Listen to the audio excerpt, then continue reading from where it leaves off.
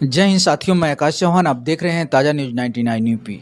दोस्तों, ऐसे एक चर्चित कलाकार से मैं मिलाना चाहूँगा जो काफ़ी दिग्गज कलाकार हैं, जिनका नाम सत्यप्रकाश सिंह है। आइए इनसे मिलाते हैं। ताज़ा न्यूज़ में स्वागत है सर। स्वागत है और नमस्कार सभी ताज़ा न्यूज़ के सारे दर्शकों को। आकाश जी, आपको भी बहुत बहुत धन्यवाद। कम से कम आप दूसरी बार आए हैं कवर करने के लिए, बहुत अच्छा बिल्कुल सर, लगा। बिल्कुल सर। अभी देखी जाए तो एक नेपाली फिल्म आपकी रिलीज हुई है, 12 गाँव, जो यूट्यूब रिपोर्टिंग के माध्यम से ये पता चला कि काफ़ी ये हिट पे हिट जा रही है, ज़बरदस्त तरीके से हिट है ये फिल्म। इस पे क्या कहना चाहेंगे सर? देखिए, ये 12 गाँव एक नेपाली फ़िल्म है। जी, इसके पहले भी जब उसका ट्रेलर लॉन्च हुआ था तो हम लोगों ने आपस में बात किया था। बिल्कुल, बिल्कुल। तो 12 गाँव एक नेपाली फ़िल्म है और 10 अक्टूबर को ये फ़िल्म रिलीज़ हुई जी। नेपाल में। हुँ, हुँ। और ज़बरदस्त ओपनिंग के साथ, बहुत ही बेहतरीन ओपनिंग है इसकी। जी, और इसके जो निर्माता और निर्देशक हैं विराज भट्ट हैं और उन्होंने अपने बेटे को लॉन्च किया है। जी, तो ज़ाहिर-सी बात है, जब एक कलाकार जो है कि अगर फ़िल्म बनाता है तो उसकी ज़िम्मेदारियाँ बढ़ जाती हैं। बिल्कुल।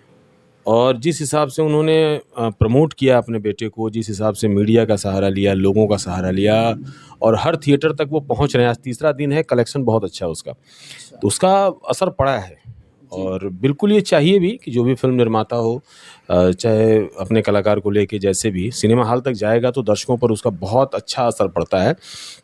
और ये फ़िल्म बेसिक मतलब समझिए कि ग्राउंड जो उसका है नेपाली है। जी। नेपाली ग्राउंड पे बनी हुई फ़िल्म है और बहुत ही शानदार फ़िल्म बनी है।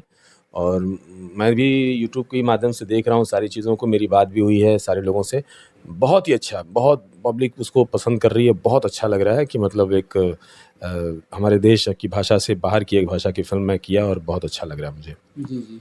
अच्छा सर, ये काम करने के बाद जो आप नेपाली फ़िल्म किए हैं, इसके बाद कोई ऑफ़र आया नेपाली इंडस्ट्री से कोई ऑफ़र आया आपके लिए? नहीं, ऑफ़र तो नहीं है, लेकिन कुछ बातचीत ऐसी है, जी। जो संभावना ऐसी लग रही है बातचीत से कि मतलब कुछ और फ़िल्में हम करेंगे नेपाल की। अच्छा। और बिल्कुल अगर ऑफ़र आएगा तो हम ठुकराएँगे नहीं, क्योंकि बहुत अच्छी तरह से मेकिंग हो रही है वहाँ पे। और यहाँ की मेकिंग से वहाँ की मेकिंग में बहुत फ़र्क है। दिल जान लगा के लोग काम कर रहे हैं और मुझे बहुत अच्छा लगा कि इस फ़िल्म को करके मैं अपने आप को बहुत ही अच्छा महसूस कर रहा हूँ कि मैं उस फ़िल्म का हिस्सा हूँ। अच्छा, अच्छा। अच्छा सर, भोजपुरी इंडस्ट्रीज़ में आए दिन एक-दूसरे पे आरोप-प्रत्यारोप लगते आ रहे हैं। क्या कहना चाहेंगे इस विषय में? देखिए, कोई नई बात नहीं है। जी। ये कोई किसी पर आरोप लगा रहा है, चाहे कोई किसी को कुछ भी कह दे रहा है। ये तो सिनेमा का एक स्टैंड रहा है शुरू से। ये भोजपुरी ही नहीं, हिंदी के ज़माने से है। जो थोड़ा लड़खड़ाता है वो ज़्यादा आरोप लगाता है, जो जी, स्टैंड रहता है वो आरोप कुछ दिन सुनता है, जी, फिर जब वो लड़खड़ाता है वो आरोप लगाता है। अभी मैं पिछले दिनों लगभग बहुत सारे लोगों का इंटरव्यू मैंने देखा, जी। जिसमें कुछ हीरोइनें भी थीं। वो भी हीरोइनें थीं, आरोप-प्रत्यारोप लगा रही थीं, जिनका नाम इंडस्ट्री में मतलब बहुत ही बुरे तरीके से लिया जाता है, जी, ब्लैकमेलर के रूप में लिया जाता है। और बड़े स्टारों के बारे में कुछ भी बोल देती हैं वो, और शायद उन्हीं स्टारों की बदौलत वो इंडस्ट्री में हैं भी। और बहुत ऐसे मैंने लोगों को देखा है, हीरो चाहे नेगेटिव कैरेक्टर लोग हैं, दुनिया भर का प्रोड्यूसर पे आरोप लगा रहे थे, किसी स्टार पे आरोप लगा रहे थे। तो वो लोग हैं जो कभी दूध के धुले नहीं थे। अच्छा। वो खुद इतने मतलब क्या कहिए उसको, हम एक भाषा में कह सकते हैं कि ग्रसित लोग हैं, एक मानसिक रोग से ग्रसित लोग हैं, एक दूसरे के प्रति कीचड़ उछालने में। वो लोग हैं जो आरोप प्रत्यारोप लगा रहे हो। हकीकत इंडस्ट्री की सब लोग जान रहे हैं, हम लोग अंदर की चीज़ों को, हर चीज़ को जानते हैं। जी, अभी बीच में एक बहुत अच्छे कलाकार हैं, नाम नहीं लूँगा मैं उनका। उन्होंने कहा कि प्रोड्यूसर जो है कि छोटे कलाकारों को दबाने की कोशिश करता है और कहता है कि थोड़ा कम पैसे ले लो, तो इससे क्या उनका 10-20 हज़ार कम लेने से कुछ हो जाएगा, ये वो ऐसा कुछ उनका और भी कहने का अंदाज़ और लहज़ा कुछ और था। जी। तो ऐसा नहीं है कि मतलब वो झूठ बोल रहे हैं, वो सही बोल रहे हैं। लेकिन ऐसे लोग भी हैं जो आर्टिस्ट हैं, जो आर्टिस्टों का भी काम खाते हैं इंडस्ट्री में। तो अच्छा। बहुत ऐसे लोग भी इंटरव्यू देने पे उतर आए हैं जो एक दूसरे का काम खाते हैं। हम ही हैं, जैसे कि हम घर पे रह कर के जा कर के मुंबई में काम करते हैं, तो कुछ ऐसी एक लॉबी वहाँ पे है जो मेरे खिलाफ हमेशा काम करती रही है।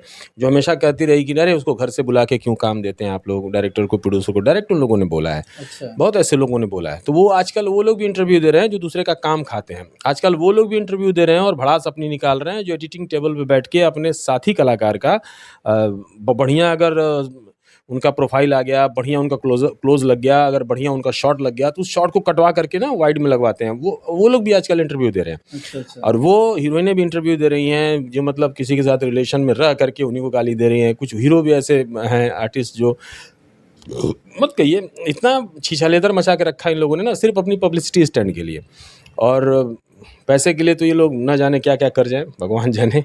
तो ये सब प्रोपेगेंडा है, इस पर बहुत ध्यान देने की ज़रूरत नहीं है। बिल्कुल ये चल रहा है और चलता रहेगा। जैसे हमारे कहने का मतलब ये है सर कि इस पे क्या आप सुझाव देना चाहते हैं? ये सही चल रहा है या गलत चल रहा है? ऐसा करना सही है या गलत है? कुछ सुझाव देंगे लोगों को? ये बिल्कुल सही नहीं है, ये गलत है। जिस थाली में खाओ उसी थाली में छेद करो। छेद तक तो गलीमत है, थालियाँ लेके गायब हो जा रहे हैं सब। जी। छेद तक तो गलीमत है। आज एक बहुत चर्चित हीरोइन हैं जिनको बड़ा सम्मान मिल रहा है, मान मिल रहा है। जब इंडस्ट्री में कदम रखी तो जिसके कंधे पे रख करके कदम रखी वो, उनसे उनको न जाने कितनी बार ब्लैकमेल किया, पूरी इंडस्ट्री जानती है, लेकिन आज फिर भी उनको सम्मान मिल रहा है। तो ये जो अभी जो हो रहा है ना, वो गलत हो रहा है, नहीं होना चाहिए। अभी सबका पर्दा अगर खुलना शुरू हो जाए ना, सब नंगे नजर आएंगे, सब नंगे। लेकिन कोई बोलना नहीं चाहता है, लगता है कि जाने तो क्या मतलब है। लेकिन सब नंगे हैं, कोई मतलब छुपाने और कहने लायक नहीं। दो चार लोगों को छोड़ दिया जाए तो सब नंगे हैं, उसमें कोई दो राय नहीं है। बहुत गलत कर रहे हैं ये लोग। जी। अच्छा सर, अभी जो नेपाली आपने फ़िल्म किया है, अभी ये यूट्यूब जो रिपोर्टिंग चल रही है, यूट्यूब पे देखा जा रहा है, तो ये काफ़ी हिट और हाउसफुल चल रही है, जो भी है। और इसमें जो मेकिंग हुआ है नेपाली फ़िल्म, वो और ये भोजपुरी फ़िल्म जो मेकिंग होती है, इसमें क्या अंतर है? क्वालिटी या जो भी हो, इसमें क्या अंतर है? बहुत अंतर है। मैंने तो एक ही फ़िल्म किया, लेकिन और भी उन लोगों की फ़िल्में उस दौरान मैंने देखा। फिर मैं घर पे आया तो सर्च करके यूट्यूब पे भी नेपाली फ़िल्मों को काफ़ी देखा। जी।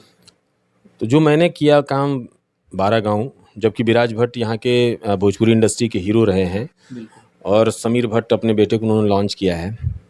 ये अलग विषय हो सकता है कि वो प्रोड्यूसर हैं और खुद उनका लड़का लॉन्च हो रहा है तो ज़्यादा मेहनत किया, ये अलग विषय हो सकता है। लेकिन पूरी जो यूनिट थी, टेक्नीशियंस थे, जो सारे लोग थे, जिस आत्मा के साथ वो जुड़ के काम कर रहे थे ना, भोजपुरी में उस आत्मा के साथ लोग काम नहीं करते हैं। अच्छा। भोजपुरी में दिमाग से काम करते हैं लोग।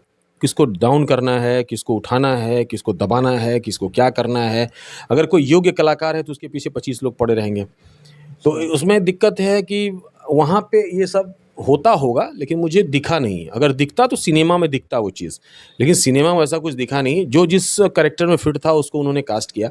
तो मेकिंग में और सोच में भले उनकी इंडस्ट्री बहुत हमसे छोटी है, लेकिन हम छोटी नहीं कहेंगे, बहुत बड़ी है। क्योंकि बहुत ज़्यादा मल्टीप्लेक्स हैं वहाँ पे, और आज 12 गाँव बहुत सारे मल्टीप्लेक्सों में लगी है, जबकि यहाँ इतने मल्टीप्लेक्स भोजपुरी को नहीं मिलते हैं। जी। ये दुर्भाग्य है भोजपुरी का। बड़ी भाषाई क्षेत्र होने के बाद भी उतना मल्टीप्लेक्स उसको नहीं मिलता, इंटरनेशनल व्यू नहीं मिलते।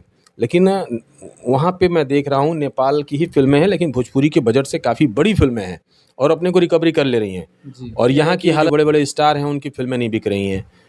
कहीं न कहीं मेकिंग में दोष है, कहीं न कहीं उनकी सोच में दोष है, कहीं न कहीं उनकी जो कल्चर उन्होंने बना रखा है उसमें दोष है कि आज बेचने में उनको इतनी दिक्कत हो रही है। जी। तो ज़ाहिर-सी बात है, सबका सवाल का एक ही जवाब है कि मतलब वहाँ की जो फ़िल्में बन रही हैं ना, वो आत्मा के साथ लोग बना रहे हैं और यहाँ सिर्फ़ व्यावसायिक दृष्टिकोण से बना रहे हैं लोग। वहाँ आत्मा जुड़ी हुई नहीं लगती है। थोड़ा बहुत कुछ लोग हैं जो आत्मा के साथ काम कर रहे हैं, नहीं तो उनको जहाँ लगता है कि फ़ायदा नहीं हो रहा तो वहाँ से हट जा रहे हैं। लेकिन वहाँ जी-जान से लोग काम किए हैं और बहुत मेहनत की है यार, वाक़ई में, तभी तो रिज़ल्ट ऐसा है। जी। हाँ, एक और मैं देख रहा था कल ही अभी यूट्यूब पे, तो एक इंडिया के वो थे, जैसे होता है ना यूट्यूब में वो लोग समीक्षा करते हैं। जी। हाँ। तो समीक्षा कर रहे थे कि क्या है कि देखिए, जब विराज भट्ट अपनी फ़िल्म बना रहे हैं तो इतना बढ़िया मतलब मेकिंग किया इन्होंने, ऐसे किया वैसे किया, और देखिए भोजपुरी में इस तरह से वो काम करते हैं।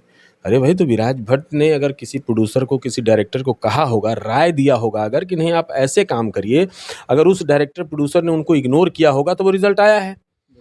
अगर वो आदमी गलत होता तो ज़ाहिर-सी बात है, जब अपनी फ़िल्म की मेकिंग कर रहा है तो इतना सुंदर कैसे कर लिया। अगर उसकी राय मानी गई होती, अगर उसने जो कहा कि नहीं इस फ़िल्म को ऐसे सजाया जाए, तो वो फ़िल्म भी शायद ऐसी बनती। लेकिन नहीं, डायरेक्टर और प्रोड्यूसर अपने दिमाग से काम करते हैं। उनको लगता है कि आर्टिस्ट की बात ना सुना जाए, जबकि कुछ आर्टिस्टों का तो गुलामी करते हैं लोग, डायरेक्टर और प्रोड्यूसर। अच्छा। कुछ आर्टिस्टों की तो गुलामी कर रहे हैं वो लोग। आर्टिस्ट जो कह दे, जैसे कह दे, सब लोग मानने के लिए तैयार हैं। लेकिन अच्छी मेकिंग के लिए कोई आर्टिस्ट कहेगा तो उसको छोटा आर्टिस्ट चाहिए, इस तरह से कह करके उसको इग्नोर कर दिया जाए। जी। अच्छा सर, ये विराज भट्ट की ये पहली डायरेक्शन फ़िल्म है कि मतलब कई फ़िल्में डायरेक्शन किए हैं, कई फ़िल्में हैं? फ़िल्में तो नेपाली वो स्टार हैं, लेकिन डायरेक्शन की मुझे लग रहा है पहली ही फ़िल्म होगी। एक इसके पहले भी उन्होंने अपने होम प्रोडक्शन से एज़ ए प्रोड्यूसर दूसरी फ़िल्म होगी उनकी। लेकिन मेरी जानकारी मुझे डायरेक्शन में पहली फ़िल्म है उनकी। जी। अच्छा सर, ये भोजपुरी इंडस्ट्रीज़ में स्टार थे, एक ज़माना था, एक समय था कि वो स्टार थे, लेकिन अभी वो भोजपुरी फ़िल्में क्यों नहीं कर रहे हैं? कुछ समझ में नहीं आ रहा है। भोजपुरी फ़िल्में तो यहाँ जो बड़के-बड़के जो स्टार हैं, वो नहीं कर पा रहे हैं अभी। अच्छा। जिनको लगता था कि हम भाग्य विधाता हैं भोजपुरी के, जी। आज उनका भाग्य खुद मतलब गटर में जाके गिरा हुआ है।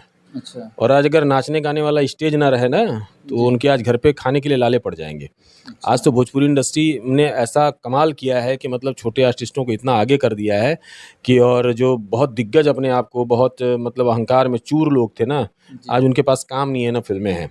वरना जैसे लगता था कि भोजपुरी के भाग्य विधाता यही हैं, और ये अच्छा हुआ है चैनल जब से आए हैं भोजपुरी इंडस्ट्री में, जी। और चैनलों के हिसाब से साफ़-सुथरी फ़िल्में बनने लगी हैं। तो जो इलाकाई कलाकार हैं, जैसे बॉम्बे से बाहर जो रह रहे हैं, जो यूनिट जा रही है, उनको काम मिल रहा है, तो ये बहुत अच्छी बात है कि कम से कम सबको रोज़गार मिला है, कम ज़्यादा करके। लेकिन उनका वर्चस्व टूटा है, ये अच्छी बात है, वर्चस्व टूटना चाहिए था और भी टूटना चाहिए। जी, जी। जी। अच्छा सर, भोजपुरी इंडस्ट्रीज़ को देखा जाए, तो पहले की अपेक्षा अब बढ़ती नहीं जा रही है, ऐसा नहीं दिख रहा है आप लोग को? नहीं, थिएटर के हिसाब से आप जो बोल रहे हैं, वो थिएटर के हिसाब से बोल रहे हैं। जबकि पहले टीवी पे गिनी-चुनी मतलब गिने-चुने चैनल थे जो भोजपुरी को प्रमोट करते थे। अभी बहुत सारे चैनल आ गए हैं और चैनल खुद मेकिंग कर रहे हैं, ये बहुत बड़ी बात है। कहीं न कहीं से उनको लग रहा है कि नहीं, हाँ, भोजपुरी का अच्छा अगर मेकिंग हो तो बड़ा काम हो सकता है। तो वो लोग खुद बी फॉर यू है, एंटरटेन है, सिमारो है, बहुत सारी ऐसी कंपनियाँ हैं, अब अनगिनत कंपनियाँ आ गई हैं, जो काम कर रही हैं और अच्छा काम कर रही हैं, और इसका बहुत बड़ा श्रेय जाता है कि मतलब भले थिएटर बैठा हुआ हो, लेकिन इसका बहुत अच्छा रिस्पॉन्स भी मिल रहा है कि सारे कलाकार, सारे टेक्नीशियन व्यस्त हैं और काम कर रहे हैं। हाँ, बड़े लोगों को झटका लगा है कि क्योंकि उसी बजट में उनको फ़िल्में बना के देनी है, चाहे वो आप बड़का स्टार को लेके बनाइए, चाहे छोटका स्टार को लेके बनाइए। तो बड़का स्टार को लेके बन नहीं पाएगी। तो जी। छोटे स्टार के छोटे बच्चे जितने हैं, या चाहे जो थोड़ा-सा कम काम कर रहे आर्टिस्ट थे, सबको काम मिलने लगा है। बहुत अच्छा लग रहा है ये चीज़। जी। अच्छा सर, अभी नेक्स्ट फ़िल्म की क्या तैयारी है आपकी? कोई प्रोजेक्ट आप कर रहे हैं कि सिर्फ़ अभी नहीं, बैठे नहीं, हुए हैं? प्रोजेक्ट बिल्कुल लगातार है। अभी देखिए, अभी बहुत जल्द एक फ़िल्म हम करने जा रहे हैं, 17-18 तारीख से शूट है हमारा जौनपुर में, अच्छा। और उसके बारे में भी कुछ बताना मुनासिब नहीं है। जी। लेकिन काफ़ी अच्छी फ़िल्म है और बड़े बैनर की फ़िल्म है, और अगर वो फ़िल्म शुरू होगी तो मैं उसके पिक्स और उसकी रिपोर्टिंग मैं आपको कर दूँगा। बिल्कुल, बिल्कुल। चलिए सर, आपसे बात करके बहुत अच्छा लगा। बहुत-बहुत धन्यवाद आपका। धन्यवाद, धन्यवाद आकाश जी।